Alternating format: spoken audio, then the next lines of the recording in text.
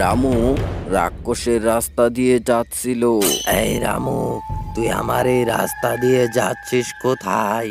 আমাকে টেকা না দিয়েই টেকা দে, তাহলেই তোকে আমি রাস্তা দিব, তা না হলে তুই আগুনে পুড়ে মারা যাবি। না রাক্ষস, আমার কাছে তো কোনো পয়সা নাই। আমাকে তুমি ফ্রিতে যেতে দাও না। তুমি আমাকে আগুনে ফেলে মেরো না। আমি এইটুকু রাস্তা লাফ দিয়ে পার হয়ে যাব। আরে, তোর তো সাহস কম না, তুই আগুনের উপর দিয়ে লাফ দিয়ে যেতে চাস? যা, আগুনে পড়লে আমার কোনো দোষ নাই।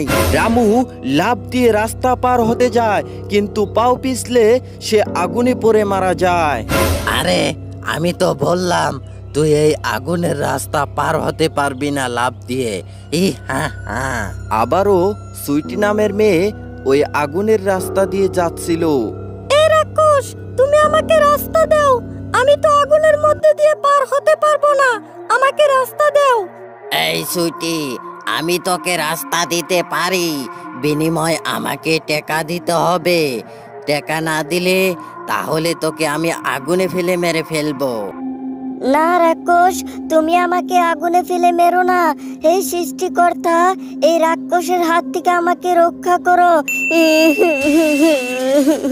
এই সুইটি, আমি তোকে এই রাক্ষসের হাত থেকে সাহায্য করব। তুই শুধু আমাদের চ্যানেলটাকে সাবস্ক্রাইব করে দিতে বল, তাহলেই তোর জানটা বেঁচে যাবে।